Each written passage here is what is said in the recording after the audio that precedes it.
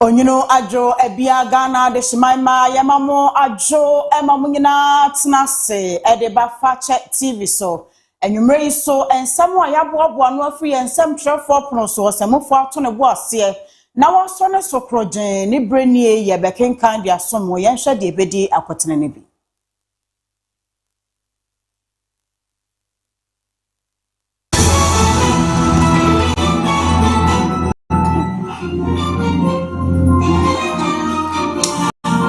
Esanse MPP amanyokuo no bato pempen so bentino ene woni a April 2 ni nyina hia wode won sa hye asomdue nkrata ase se wonye bibia ebese party no asomdue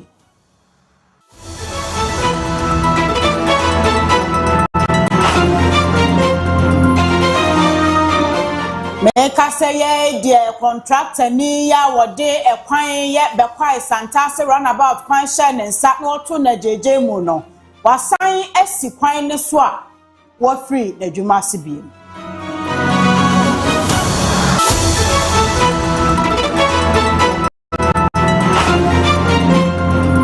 ena o manfo a etete barekese edi anibre ate wo ho agu montene so enne One must say one mabola kabia meyi bola a sign 24-hour economy dra wo ye free barricading.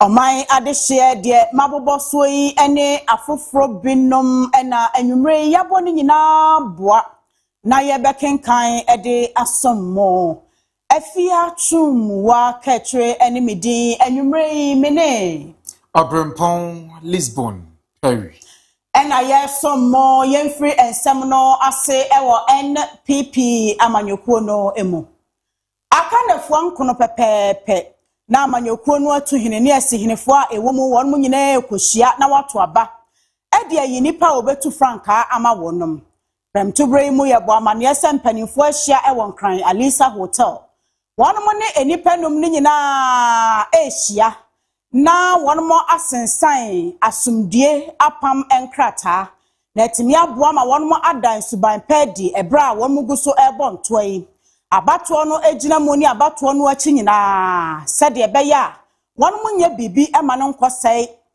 MPP amanyokuo no asomdue opani a wo hwe kire sesie se titinani ema MPP amanyokuo no chairman Bute ekire hia se aspirant ni nyina do monsa ehye entiase apama tiseye ase na won mu edi emu agina hyede ene nhyehyɛ nyina eso. It is my honor and privilege to welcome all to this important occasion.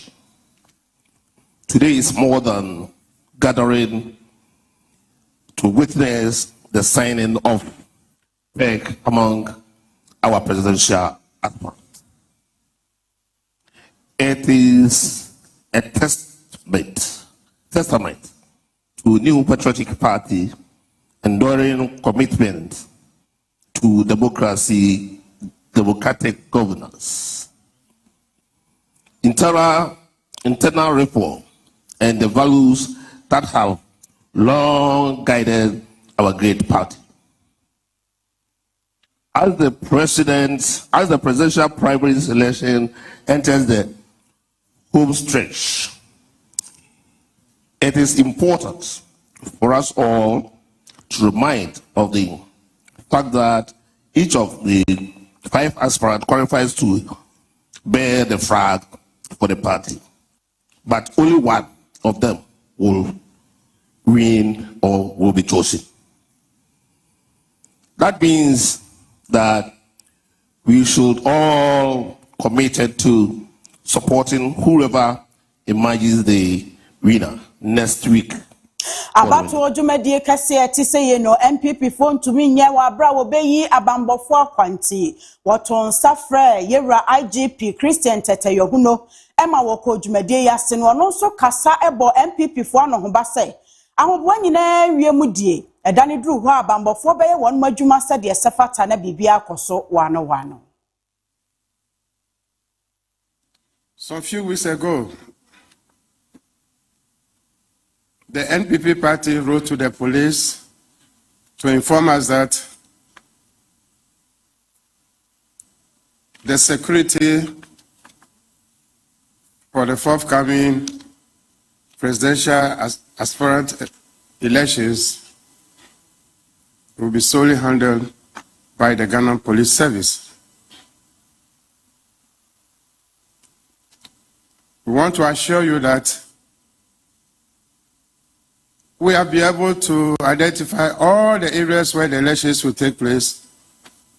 We have 276 plus 1 polling centers.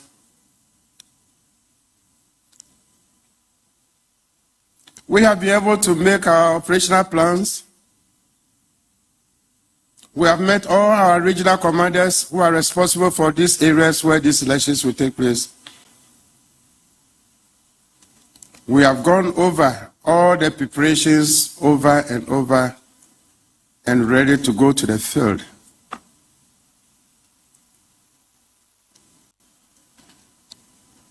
In the section of Boku, that is the area that we may need the support of the military. And so we have written to the Interior Minister to inform the Minister of Defense so that we have military support in Boku. All other areas countrywide, the military will be on standby.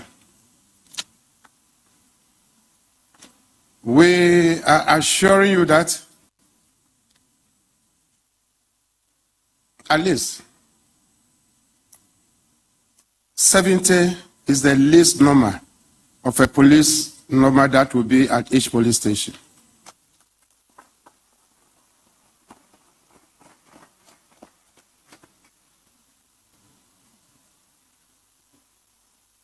We have deployed heavily. All senior officers countrywide are going to be at the polling station.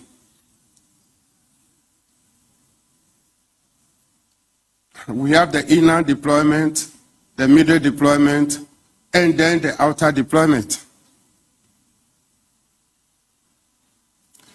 The outer deployment is heavily loaded. I want to assure you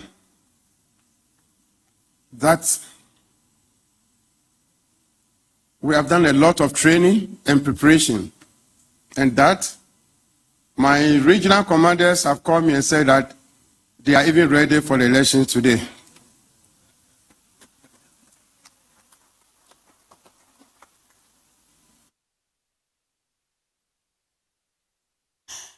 IGP Kasayechi no onmonyamfo Alexander Afenyomakin a wono so edi domkuma no animu wa Ghana mrahye Edi afutuo Emma woni a April 2 mini nyina chitafo se bre ti se yemu womo na kubekwa akofa asam no abakasa ntwetwe ni atemdidie ya ekoso no mo hwe so obeyi ni nyina kwa na wono mo enka wo ho emmom fise enya ebronko ena dokononko. Every time party actors choose internal sabotage over solidarity, they blunt the sharp edge of the minorities' oversight. When committees need unified backing to investigate corruption, when critical vote demand tight coordination, and when national crisis call for clear, united voice, internal fractures translate into parliamentary weakness. Let no one deceive themselves. The divisions surrounding this primary go beyond party offices. They risk crippling the mighty minorities' collective and effective ability to check the Mahama administration and the majority in parliament. If this primary becomes a festival of insult instead of a contest of ideas, if it leaves behind bitterness instead of brotherhood, then the real victor will not be any aspirant on this stage. The real victor will be a complacent government and a comfortable majority who knows that a divided MPP cannot credibly challenge them on corruption, economic hardship, and institutional decay. As presidential hopefuls, you are not just candidates. You are standard bearers of the NPP tradition. Your words can inflame or calm. Your body language can reconcile or rupture.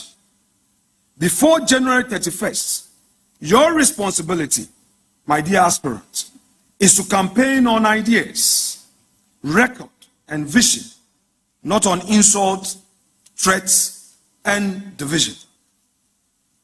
If this peace pact is to have meaning, it must translate into clear commitments. 1, refrain from personal attacks and character assassination, focusing instead on policies and competence and vision. To reject violence, intimidation, and any ethnic or regional incitement. To use internal party mechanisms, not public warfare, to resolve grievances. Unmunyam for Alexander Fenyomaken NEYT se o kasano na peace pact no. Asumdie ehun sem kaye enwodo wonsa ahye ho atiase apamase asensan krata. Obi bebi sase di important ene wasa peace pact num. Na onmunyam for Joseph Oseiwusu a woye chairman Emma Presidential Election Committee echrem. These are the terms of the peace pact. 1, acknowledgement. We acknowledge that the process has been conducted in accordance with the principles of transparency, fairness, participatory or inclusive manner, with all the presidential candidates aspirants afforded full and equal opportunity to participate at every stage. We hereby formally acknowledge and expressly affirm satisfaction that we actively participated at every level of the process. 2, acceptance of presidential election results. We commit to accepting the results of the 31st January 2026 presidential primaries for the party, and we will respect the outcome irrespective of the results. We further reiterate and pledge to accept the outcome as a valid, authentic, and binding expression of the will of the delegates and the collective decision of the party. 3, promotion of peace and cohesion. We pledge to work together to maintain peace and cohesion within the party before, during, and after the primaries. We will refrain from engaging in any actions or rhetoric that may disrupt the party unity. 4, commitment. We pledge to remain committed and loyal to the New Patriotic Party regardless of the outcome of the presidential election. We shall remain active, committed, and dedicated members of the party at all times and work hard to recapture power in 2028. 5, support for the winner. We commit to diligently and conscientiously work to support the winner of the party's presidential primaries, both during the 2028 elections and in securing a sweeping or working majority in the next Parliament of the Republic of Ghana. The support will be aimed at achieving the overall success of the New Patriotic Party. Enforcement mechanisms. Any disputes or violations of this MOU will be subject to resolution within the party's established internal dispute resolution mechanisms in accordance with the party's constitution. This MOU shall be in effect from the date of signing until after the 2028 general election. Na saa empanimfo numia ene wo masensan ti ase apam so obema asomdua yi niti na wo mo pre franka etuo di bre no obia ni nipa wo pe no no opesa wo to obama no anasa wo empanimfo yi no na wo bedi MPP amanyoko no anim ye wa santemanta muntine yate asimontene so bisa santeman se nipa ne ye num kwan ene wo mususu se wo di party no anim a ebeboa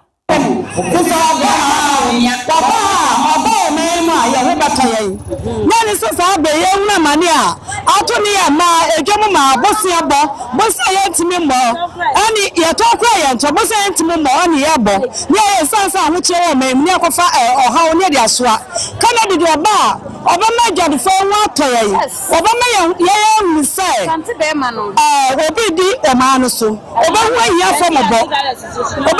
fo mo bo eti Kennedy ba ya ho bata ya pa ya pa Kennedy se ya do no wa ma ji ya na ya bredwom fo ya brawas asase so enti wa mabua ya prefer Bawumia. You prefer Bawumia. Why? What Babida? I'm not here. Miamla. Na wo munya yetimi wakame na we di we yatam we ayi mahama ya so obetena so wo muta na chi saa enti MPP fo munya saa ntokwa no wo munyina anya baako na wo muntimi ma MPP nkwanenim enti wo ma ba wo miamla Panic. Yeah, because I know you have a good dream and you have something great. And see, Panic bar, you like it, then you are going to be happy. Yeah, so you need Panic. Yeah, the reason why that I said we need Kennedy is like Kennedy also when you stay straight, when you plain, like she's not going to hide anything. I will not be a man. And also, for example, like Papa, you know, do exhibit. So what I say, I don't know where they are. Masa, I don't know. And yet, no, we be a benyaoto. Na, see, I can't say the man with MPP for no money. But we have found your mutual here. We have found my back for Bejina. But we are only on one call. Okoba na muso sponsor Bejina. No, what boy wa Ghana ha na yebre kofo. Oba de sheba umia de shekofo anan. No other boy am e bibia ye. Ento mo makwan maba umia mbla na o metina so. Ni ehwede no so obeba be ye Ghana.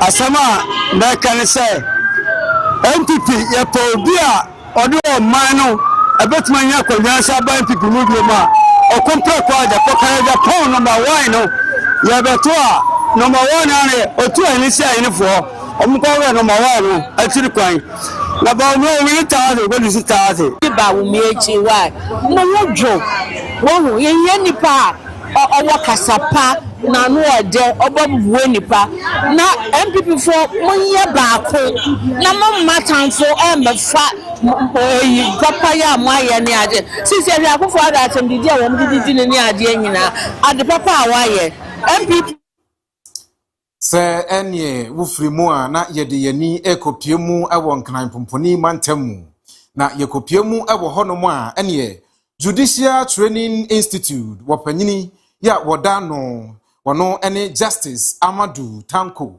enene dai na woye enchirechire ho dwumadie bi ewo online na wode ama aloyafo wo kwan a yefaso na yedi asem ewo courtu eyade a o my Ghana mu oba Ghana courtu ensem enie ahodo a yedie no enkameya yese ede ayemhihie ene hrenhrenkura ena edeba ebeto wona anya asem na yekodi won asem no efrise unim se yede wonum kopie court hono mu a ene ye court rise ensem ahodo pinu an yekeka yese he dumofon ene ensem ahodo eka ho no etimi de ayemhihie kura eto nipa ne so se nipa no won court da obon se na ne tension afa no asem no nya ono na ye kura wosemia me na me ye eno enam so ema wode afutuo akodi ama ekwan ya yefoso na yedi asem wo court no ese fata se omanyi yebedwene ho na yayemu ensakiraye se de beya wonuma wode wasem ebeba court no betimi anya adwumufan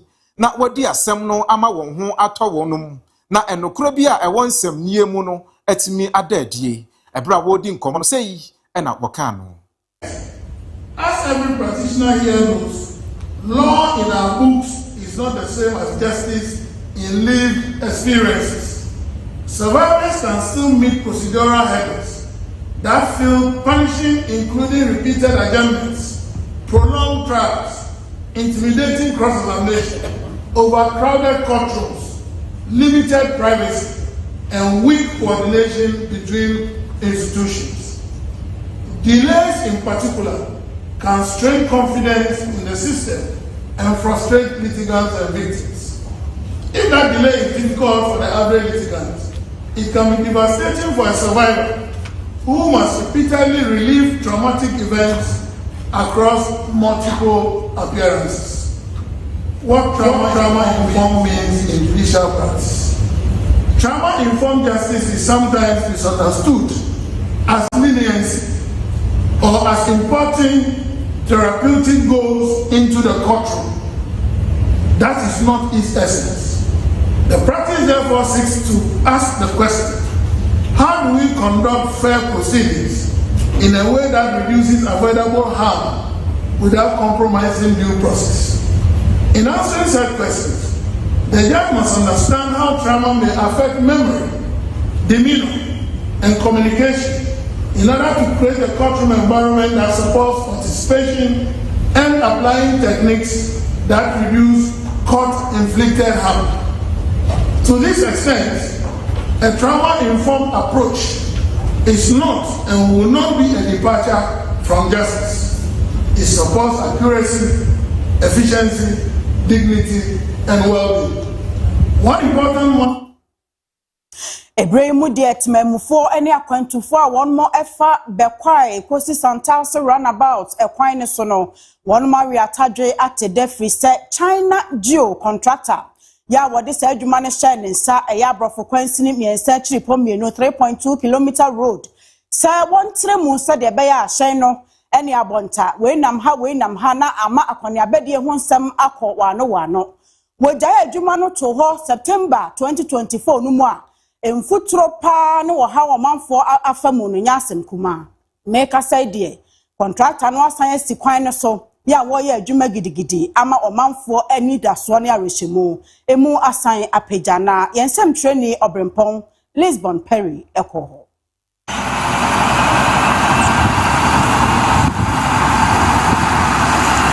aha eye obepiemu a bekwai runabout any santasi runabout ekwan no eno na AFIA 2024 na abanfo dada wachemu ekro no wo honum na wonum ede contract ede ma China geo for ya onum eye eho adwuma se wo hwe se de be ya onum betimi abie ekwan nim kese na akoniabadie atimi akoso na contemporantem aye adwuma ewo sa mantemu ha eno nti aban no etwamu no na sikasem aye basa eno nti na enei se mene wo kasai last week na China geo for asaba kwan so a wonuma hye adwuma ase gidigidi bo modern se obetumi aye kwan no de aboa ama akoniabadie ene contemporantem enso atimi aye adwuma ewo bekwai runabout ne santase runabout ekwan yimu na ye ne China geo for na onum ewo kwan so a omo ye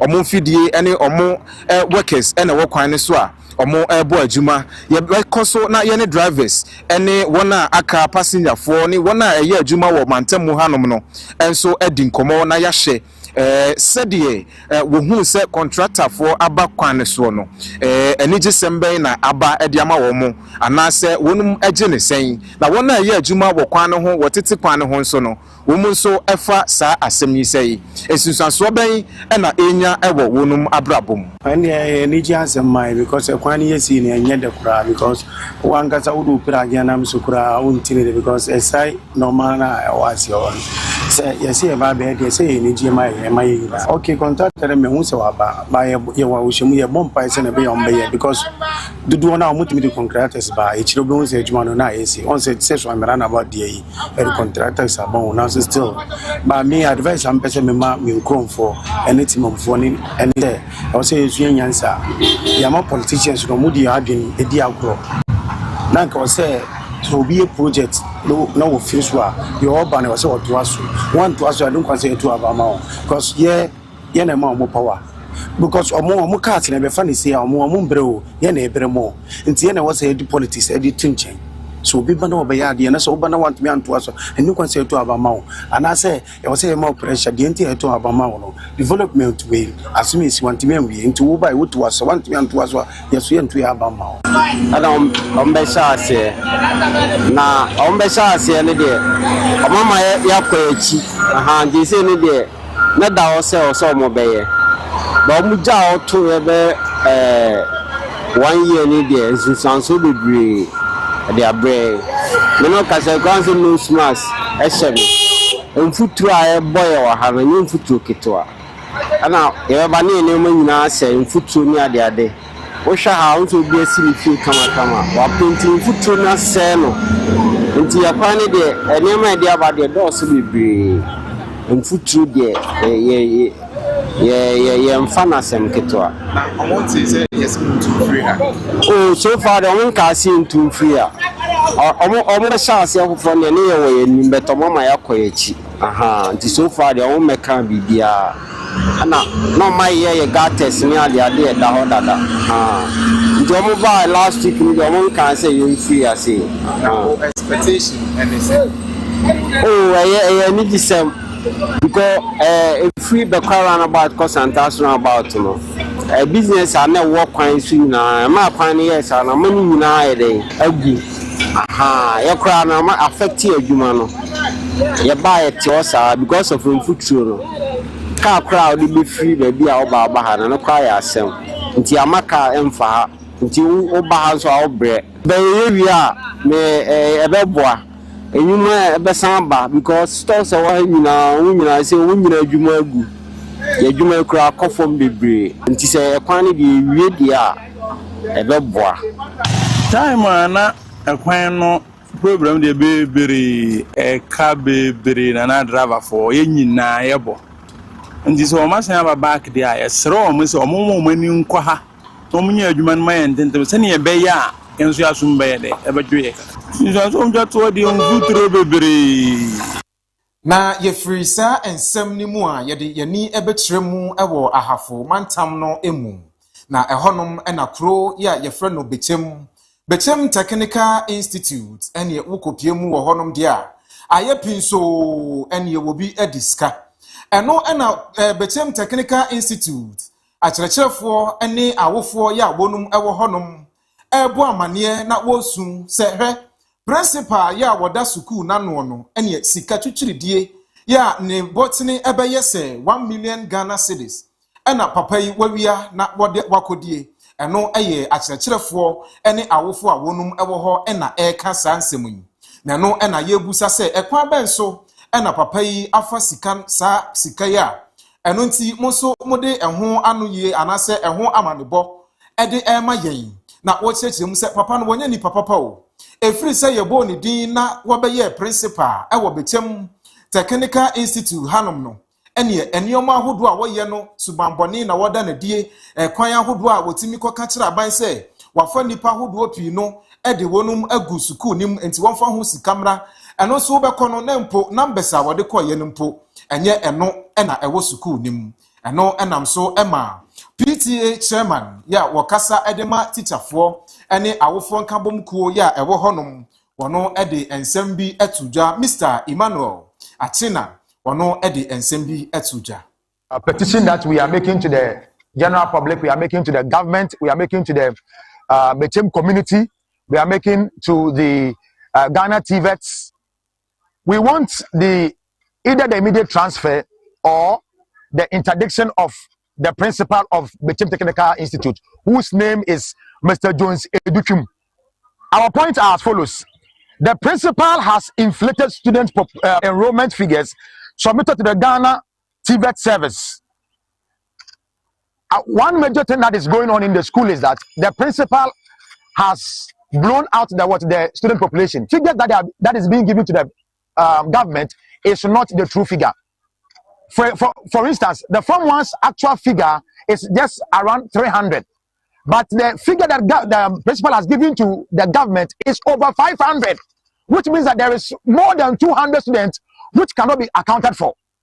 And all the monies that government is giving and the food items that government is giving to the school, the principal is in a way making sure that the extra 200 goes into his pocket. And therefore, we are calling government to come and intervene and investigate this matter. Also, we made the allegation that the principal has unilaterally diverted government supply food items officially allocated to BTI, which is Bechem Technical Institute, to be stored in another institution, namely Bechem Technical School for the Deaf. the food items which are supposed to be given to the school, not all the food items are stored here, with the excuse that we don't have enough storage capacity, which is a lie. This attempt in diverting the school funds is just so that the principal will be able to take some of the food items and sell and keep it for himself. Also, we are paying attention to a fundamental leadership mismatch affecting the effective administration of the institute. By establishing Ghana TVET service practice and the spirit of technical and vocational education delivery, technical institutes are expected to be headed by principals with technical or vocational educational or background. The principal has an accounting background. That means that in the spirit of vocational institution and policies, he is not fit to manage the school. An accountant is not supposed to manage a technical institution, and that is why he's able to massage and manipulate and also invent. Akyerɛkyerɛfoɔ a wɔnom ne principal yi nso edi dwuma wɔ hɔnom ɛka ɛkwan a principal de wɔnom nam so wɔ sukuu ne mu. Meya hu de principal no yi enyisoade hu na ɔde bɛ kyerɛkyerɛ adekyerɛ yi adesua wɔ sukuu ha. Inti adesua nhyɛ da nkwado wɔ sukuu ha.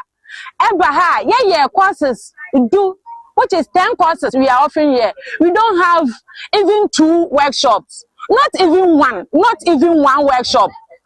Meya hu so yi de principal ezibane biara abanezeba owo obotu we guha tida ma hene nua ko na oreka no obotu zibi ekogu baby anaso de even zo owo hene stores na rompo mo fama na yi dodo a wodi teacher fo yanka ho won feed the teachers de abanu fane na nsifom be chem hin on fane na nsifom no mbra school le namboa no mba ne de olubo hwehwe za olukodo wo school ha sa anya dem a teacher fo no binum ya ye ha adwende yere nkyiraze osande school nara no wura no anaza odan no on school no nkodo ana on paze kire no nkodo juma papa ni die ni school ni teachers no or acting with impunity, authoritative or can obi anka bi tiama hu abo teachers no teachers ntumi nkyirade enkwa eho kire omo ye vice principals onu de tumi akache si form wo good management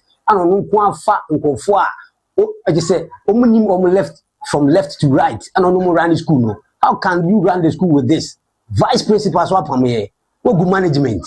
I just say every department that will cause the school to function. When I'm a vice principal in charge of administration and general services, and I'm a sister here to a vice principal in charge of academics. Well, Pammy university form without any reason. Oko can say head office the letter ba head office letter no ya on fan kire when you 2 year for school na so mo to say odia and be open now there obre Ghana school is a public entity. You can't run it like your private business.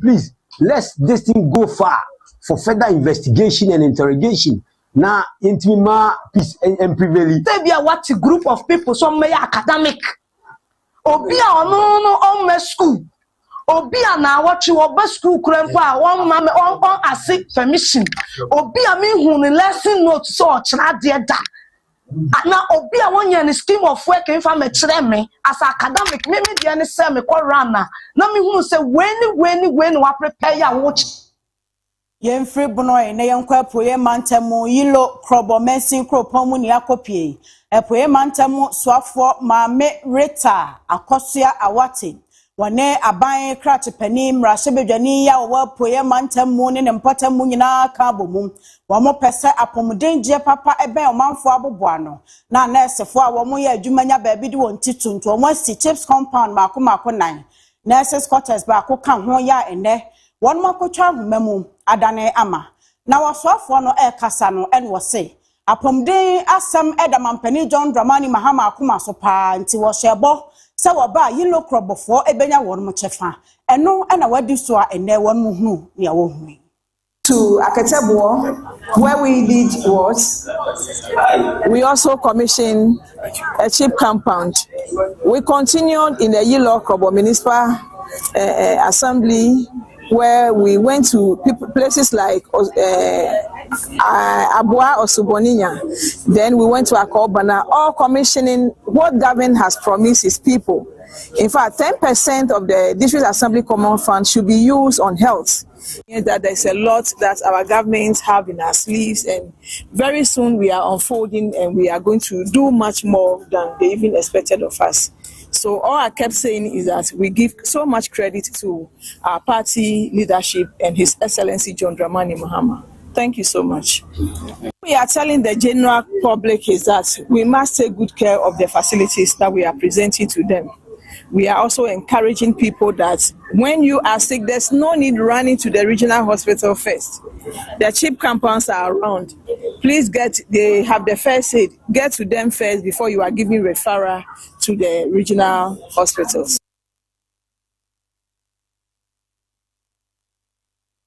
Ya pe na aketebo kro nu nyina mu onipa ya wojina won manemu ekasa ama won wone nyumwa Joshua Nate wade aseda ema minister ene aban se wadwene won mu ho na wabeye mpuntunyuma etise ama wonom sede beya ebeboa won mu apomden ho. Happy for this particular day. It's very memorable. We don't even have the words to compose sentences and make a statement.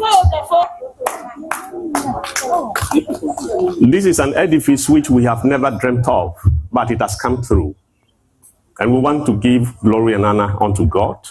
And we also want to thank the NDC government that came to complete the project. MC, we want to thank you. MP, we want to thank you. On behalf of these people over here at the table, of which I am also a member, we want to assure you that we will take very good care of this particular project. And we'll make sure that all surrounding villages also benefit from this. We want to assure you that the nurses that will be posted to this place will be taken very good care of.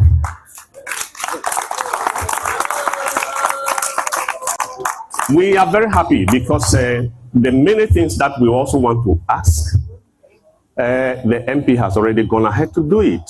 That is communication. Yenramu ewo asante mantemu eno ena yekopiemu ewo mansini ya yefreno achema nwabieja north na bukopiemu ewo achema nwabieja north a eho ena barekese wonum ewo na barekese ena ye mansini no ekuropon na ehonum ena encheye yebebo wamane se emabunu ni kuruma ya wonum ewo barekese ede entasukoko wonum ati ede akire Honorable Mba Zakaria enam se 24-hour economy market ya ewose wosinu wo barekese no wode kopiemu ewa Sofia enam saye so ama eneyi se mene wo kasai barekese emabunu ene nipa wonum eti honom enso asan ede kojan abowonti ya wonum asori se womma ka ya wode bora eba abepiemu ewo barekese damp baby a yede bora eguo no wonum empene da emaka biada emewura barekese ho emfa bora megu ho entika bia ba na wa stop no ka bia ba ene ka no wonyina ho wontimi omma kwan ema ne mfa enkogu ho efise eba market dia mo se mo de ko Asuofia enti bola abade a ene mesremo mo sanfa nko Asuofia sa ene ensem a barekese fo eka na honorable ya wono ena abokopiemu ebo barekese a woye assembly member wono ebo ahomane so yene no ebeko na ya twetwe nkomo ediafa sa asemi mentemi ho ase momfanko yemfa ma eyedien ena akofa saade wei ede aba honorable otiminka mema akọ aba honorable Ofosu Richard AFIA aden ena barekese Mosi mompene ema wonfa bora emfa emegu hoyi ede asemuntia Ewra wadaru sawohwe barekese aye district capital na say barekese aye sepa because ye market hon den samuno a program can tell my NDC any minister bina enuti ama the prono to the no bola krana Womuti kopan wa samai na diri na ema boy woman de nya je se ye kama kwan na omakwa ko bola na so ki e market ne dia e so ki nya be dia ye be bola e wo dikiri. Honorable na se wonim se bola yade a yensuso so genyai emane nsi ho saa enti modwene ensusuanso boni a bola yi betumi akofa ade abre mo ankasa mo community no.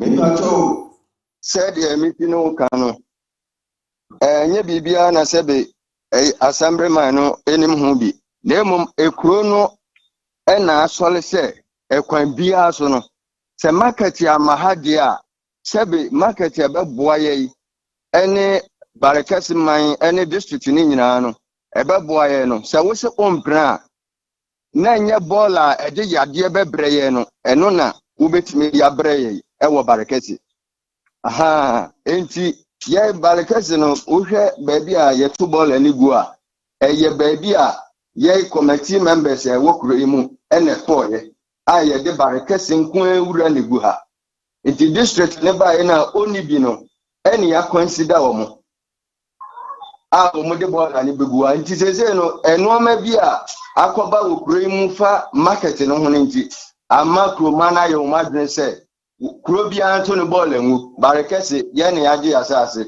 a ye de ye bola eguso nti se district ni bia onko pe baabi a obenya bia no wonfa obi a bola nko na ye nkasa barekasi ne de ye bola no de ye de bekwa kogu baabi a ya ye to ya de. Honorable Mami Musa se wo ye panyini ya woda krona no no woni assembly no edi nkomo afa de enti a wonum edi market no eko asufia.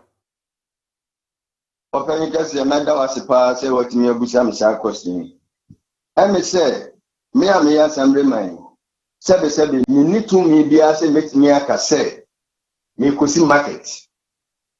Na emom de bia na me ka se nyankopon wo bo o ma ya dwene ma ye nyansa no o sa ma ye everything kan ho enu nti me ka se yewura a wo ye district MC me ka se onu ana frɛ ye me ne area council chairman ene honorable baako e ka kire se o pese o de market no kwa Sofia nanso wo mu se Sofia no se okwa so to obegugu no sika obetua no ekọ nanim enti se barekasi ade ye betimi ne market for na kasa dia ye ne o kasa market no de beba ha mi ntwantro ye honorable bako area council chairman no kufu assemblyman honorable wasawo woka ho bi ena ma ye pre adwadifo ni nyina barekasi adwadifo no ye fro mu nyina ko hia ye e ka trom se ye mo 3 months ni be si general na yewura asem se no aka kire nji ye wo gidie se e kwan bia so e beba bare enti obi antutu nani na won pe ba bi ase be obesi container bi ene se ye man ko su di ye tun ai bi makope loans e dia be eye containers sisi a me no ka se enti se ne se na ba bi no ka se yewura se won kan kire ye ba bia se ye nkotu adwadifo ye ntu wo mu na emom ye mom ya were se die ye panyina ka kire ne kire se ade no dane afre Sofia ye dai ababare nti asama ya sema omo de bani na mu nyire asama ye nim se out asama ne ba ye ne ye Sofia en wode ko en na wadane ne se ye ne ye manfo mekasa nti ye ne ye manfo akasa ne ekurowura akasa a kire se wama engineers ahodo nan enna wo ma ba be fitu atafi eji membusa se Honorable okay honorable enti yenkandia emrani nti ye de honorable ebesi ahanom eno eye wokopiemu ewo achema nwabiaja north barekese asem ena ye de esomwo na wonum market ene bola ehun nsem ya to akase no so ewo nsem foforo mu awie aban kontabuo atena ya one more ede ehwe sede omanfo ahokyere ya one mu anobrase anase ekosoro ya watu di multi-dimensional poverty report no wode ho asem bae ema eprem to brekase mu ya bo amane ne one more kanyina ne se enipa ba empima hankro 900,000 etre ena afe 2025 abosome miensa etwato no one more edueduemu ehunu se eniama ekoyie one man anko wo hia bubro mu 2024 no efri ho na aban kontabufo pani ena ebo amane yentie numra. Now to the key findings.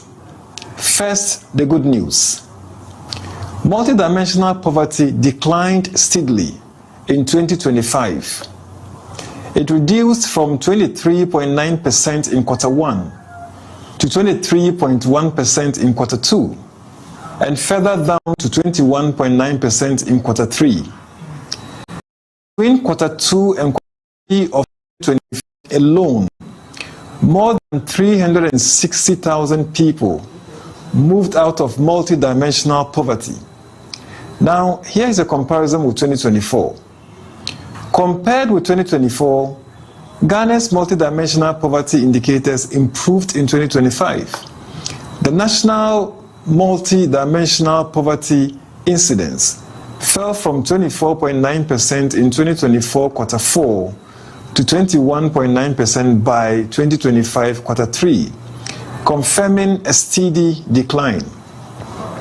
But the drivers remain largely the same: health and living conditions, especially health insurance coverage, nutrition, overcrowding, and sanitation continue the biggest pressure points. In Q3 of 2025, 7.2 million people in Ghana were multidimensionally poor, compared to 8.1 million people in Q3 of 2024. That is, about 950,000 people moved out of multidimensional poverty between Q3 of 2024 and Q3 of 2025. Now to the key findings. Enipa baya empem ahankono de amaneboyi ekyerese afi 2025 abosome miensa ya etwa eto numu no na ohia buburo afri wonmo so na kyerese wotimi edidi buru wonmo furu so wone a eyade kwa ya sabia wonmo etimi edisika ehwe wo ho ne ebisa Ghana fo se enkontabuoyi emu amanebo no a reflecting obotomu ana Pacho ya nukwepa fise re boya ikra ya baya usha manfo se de esi achamo ne awan ne chese skaba system mu pa ya ton so ayeto me ba no pa ya to ama ne kama timbe school fees kra de mitimitia we Christmas ya baya emo ne awan manfo ache no enye easy ntinyame anum kro ne aban we ya oba ya ndie sikasem ho eye echen abadada na no woso de ba do baka se bi obua sala prebe te di sa Ghana Ghana ha beba just kan de mi ni bi kura ebi mba Ghana oto ade kra yento nyama mo ayedi nkakra eminim se di bronya na wie yenso dia that ye bo modern se ye besere bi ni wo ba ye bo nyame mpa se bia ebe di awie ebe si no na ye be se bibia be kama nti yesre mesre mi kunu mama omo aye omo aye me na think na ho nti omo aye me dofu pa omo aye na yefiri mu nso a yede yani ekire mu ewo amansie central na wokopie mu ewo honom a wonum DCE Emmanuel Obin ono enede atu dwase hwe aban we ba ye His Excellency John Kwaku Dramani Mahama woba ye no waboa pa ama hyese enioma ne empuntunyum ahodo no wachitem kura nti obia enya ne de ama empuntuo etimi ekoso ewo omai Ghana mu sei na okano ya ban bae no yese decentralization na yeshemu kena because assembly no na enim ben nipa no wo fam a enim omohi ade nyina enye se central government enti no o diska kese ene ba assembly bia emsa common funds ka na eba mu no yehu bi da in decentralization drive since I started 4th Republic year 1992 ever. It's Ghana is about a nature say YNC school and say teachers compound do say YNC into ball do say be a minimum our assembly be a it's no any first so a ma ya yesi KG blocks and yedibi about Domia Bra Meno say just compound is YNC me minimum of 2 waiting me see more can number one no see and also you know and I see what the street but now you war as part of guidelines and also my legacy funds as a legacy projects are near 20% of common fund no project be a minor start and buying that be a start in unity. Honorable Emmanuel Obin ono ena wote ninka na eye jumadie bia na wakodi ediapa chip compound eho entoma na wasi KG block ewo honum domiabra ediama wonum enam saye so ema education director ya wono so ewo mansne no mu enso edinsem ne bi etudwa no se hwe ese die enkora no wonum ma amesuade o woti gadamse ase ehwa na wotie eno nti yenhwe na empanyimfo mfa wonan si form se de beye amofra no ebetumi abesuade ho kire no kakra isan se wo hwe yemensiri mu a e kan galamsi a one of the diseases galamsi e koso kesepa especially in enkrane wo GHS from tumba tire no register bia sometimes school kono krana ahedin otigalasa anti last year say ye fa kwan bi so a akwala ehwa unku school no na ya shit head ni say oma akwala ne ma memra office sign bond nyina ya kwan fa so bi nu no mse be ya nkra no bitimi atena classroom no mo sua de nti ya na ya hwe kwan se community no ene oman ya ofo nyina bi hia ne komu aye nhihye ya ebitimi asin kola no ekwan ma omumfo mumre nyina enkotra galamse na nko bitimi atena classroom no sua de ya de a ha adwene pa ko communities na school dan ya asese banglos asese no itu onfo ema mu maintain ya me no ka say last time ye ko fehia kobo no muso mu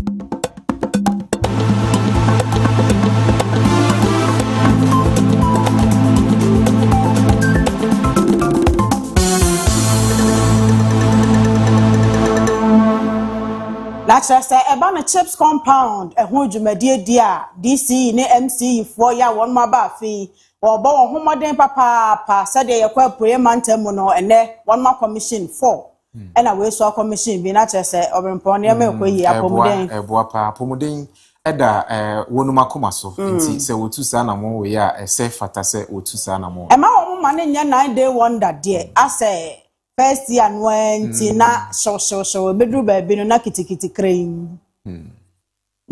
asemo okay enti yademu ebesi ha na yakramo na kase no wanse da nyina ya Millennium Construction ejumako ne dia medetu anim se eya sase na wo pato se ya half plot full plot quarter plot baby a wo hwehwe no bia Millennium Construction ayakrado so obeje wa 2 na wone wa hwea bom no pasa asene bia to ama de manso bia ni ho ya benya adwene mu fine ede ayewo project wow asasene bi bibia sinti wo pesa wo ton na de sika no eya ade fofra wo de se Millennium Construction fonsa won mo ebeton ama won mo ankasa sisi adan won dimu real estate development etonton enti wo pe bi sa so a ene Millennium ehwe emom ene eniama ahodo bebre ye fa construction ho ena Millennium eye ho adwuma kuma se bo shine na ya junction ene o machira kwan ewo wo mo number so egu screen ni so obetumi afa na wafre ene mpanimfo atwetwe enkomo wo mother roma ena yabeso mo ewo kase mu makenkanfo ayesomo anwumre yi eye me AFIA tumwa ketre mene Obrempong Lisbon Perry yabeda mo ase ne ama mo ne hwe nyame ya adoma wo kene fie boja ye ebeba makwe